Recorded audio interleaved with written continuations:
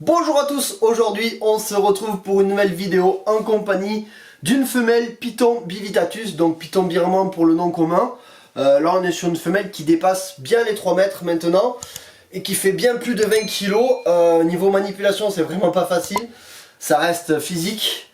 Donc dans cette vidéo, tu as pu le voir dans le titre, je vais te parler des avantages, mais surtout parce qu'il y en a surtout beaucoup plus d'inconvénients d'avoir des serpents qui font plus de 3 mètres, donc des gros serpents. Je vais vous parler un petit peu de différentes espèces. De toute façon, généralement, c'est les mêmes inconvénients en fonction des différentes espèces de serpents géantes. Donc, moi, j'appelle serpent géant dès que adulte, ça fait plus de 3 mètres. Donc, je vais aller la remettre dans le terrarium parce que je pourrais pas tenir toute la vidéo à la manipuler. C'est quand même, comme je vous disais, assez physique. Voilà, je vous la montre un petit peu à la caméra. Femelle, très cool, comparé au mâle que je vous remontrerai bientôt en vidéo. Aujourd'hui, du coup, je vais vous parler du peu d'avantages d'avoir un serpent géant et surtout de tous les inconvénients d'en avoir un.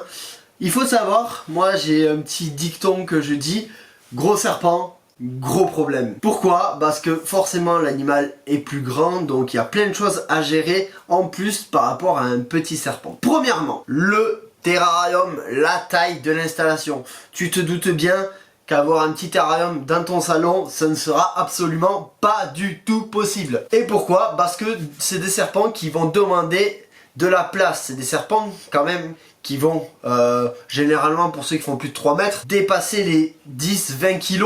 On peut monter jusqu'à 100 voire plus sur certaines espèces, on va y venir.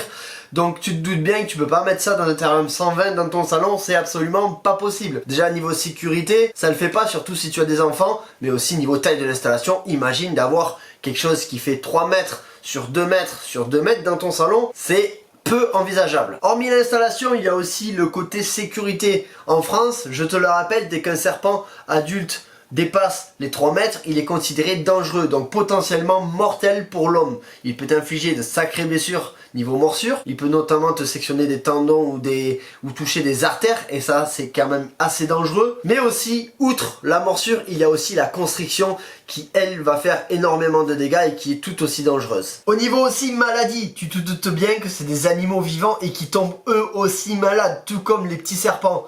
Et bien là aussi la difficulté va se faire quand il va y avoir des soins à faire. Donc déjà il va falloir l'amener au vétérinaire, donc le déplacer, avoir tous les éléments de logistique adéquats, caisse, assez de place dans ta voiture pour pouvoir porter cette caisse. Et bien sûr, arriver au vétérinaire, ça va aussi demander un peu plus de personnel, c'est-à-dire pour la contention. Si t'as un gros serpent qui en plus n'est pas commode, il va falloir être plusieurs pour le contentionner. Et ça, c'est pour la partie chez le vétérinaire. Il faut te dire après chez toi, si tu as par exemple une infection respiratoire, tu vas avoir des injections tous les jours à lui faire. Et ça, dis-toi que tu ne pourras pas le faire tout seul, surtout sur un serpent qui fait 5 mètres et qui est quand même assez tendu. Même s'il n'est pas tendu, tous les serpents n'aiment pas être contentionnés. Donc il faudra prévoir du monde avec toi. Et surtout, savoir faire une contention en sécurité avec ces animaux-là pour pouvoir procéder aux soins. Le prochain élément, prochain inconvénient, ça va rejoindre un petit peu l'installation. Donc le terrarium, c'était le premier argument, c'est les éléments de chauffage. Tu te doutes bien qu'un serpent qui fait 5 mètres, un petit tapis de 200 watts ne suffira pas. Donc tu auras une plus grande consommation d'électricité et il te faudra trouver un moyen adéquat de chauffage. Évidemment qu'en termes de manipulation aussi ça va être compliqué. Tu l'as vu en vidéo, je te l'ai dit, ça reste très physique quand tu es tout seul surtout. Supporter un serpent qui fait plus de 20 kg, sachant que sur certaines espèces comme les birmans ou les anacondas, on peut monter à 80-100 kg, voire plus pour les plus grosses femelles. Et quand tu es tout seul, c'est vraiment extrêmement physique. De 1, c'est pas confortable pour le serpent parce que tu le tires, tu essayes de le porter comme tu peux. Et ça, c'est aussi dangereux parce que du coup l'animal n'est pas à l'aise. Mais c'est aussi dangereux pour ta santé. Pourquoi ta santé? Parce que ton dos va supporter le poids de l'animal. Alors il existe quelques petites techniques, mais dans tous les cas, dès qu'un serpent fait 5-6 mètres, c'est très compliqué à gérer. C'est pour ça qu'il vaut mieux être minimum 2 quand on manipule ces espèces-là. De 1, par sécurité. De 2, pour le confort personnel mais aussi de l'animal. La nourriture, tu te doutes bien, c'est pas avec ta petite souris que tu vas donner à ta gute que tu vas nourrir un gros serpent.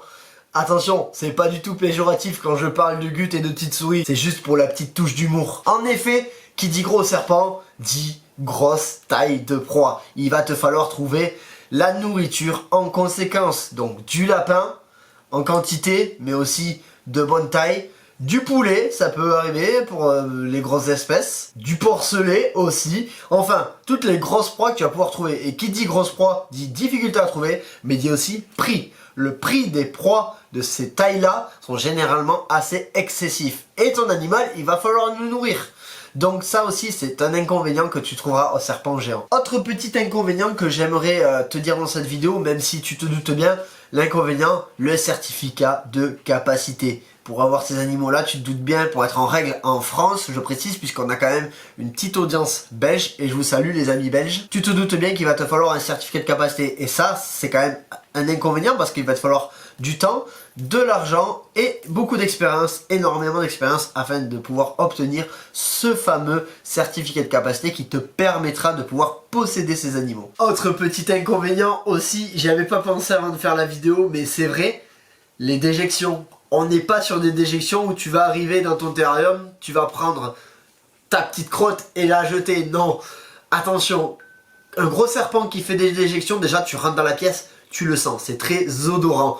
Mais aussi niveau nettoyage, déjà ça va te crader énormément le terrarium. Et puis là tu vas à la pelle et à la balayette, parce que tu vois un petit peu les chevaux ce qu'ils font, c'est à peu près la même chose. Un autre petit argument aussi que j'aimerais souligner, pour ceux qui veulent à tout prix reproduire les espèces qu'ils possèdent, un inconvénient que tu vas trouver notamment chez les pitons birmans, les réticulés ou les anacondas, dès que tu es sur des mutations classiques, ça va être très compliqué de vendre les petits. Pourquoi? Parce que de 1 en France il faut être capacitaire.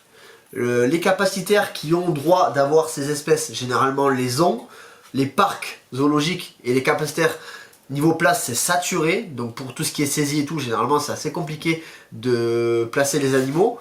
Donc ça va être compliqué en France déjà de vendre, et même à l'étranger, puisque sur des mutations classiques, personne n'en voudra. En termes de prix, c'est pas intéressant. Ça aussi, c'est un inconvénient que tu pourras trouver au serpent géant. Après, attention, si on part sur du Cymalia metistina, là ça marche moins, puisque ça a une valeur marchande beaucoup plus élevée, et c'est quand même assez recherché. Bon, je t'ai donné toute une liste d'inconvénients, on va quand même essayer de trouver un ou deux avantages d'avoir ces serpents. Sinon, pourquoi est-ce qu'on en aurait?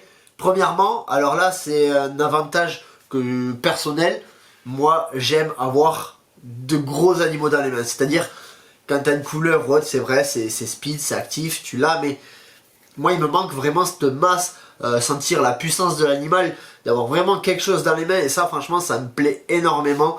C'est vraiment...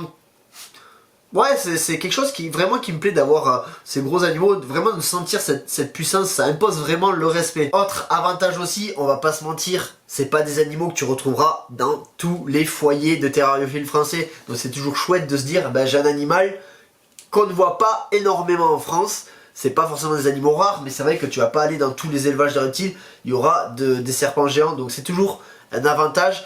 Pareil pour tout ce qui est formation CDC, nous on fait les formations, d'ailleurs on en propose, si jamais n'hésite pas à me contacter. Ben, c'est toujours bien d'avoir des serpents depuis 3 mètres pour former les gens. Et enfin, dernier avantage, et pas des moindres, puisque c'est quelque chose que moi j'ai remarqué avec mon expérience personnelle, je trouve que l'intelligence des serpents géants est beaucoup plus développée que les serpents qu'on a l'habitude de voir.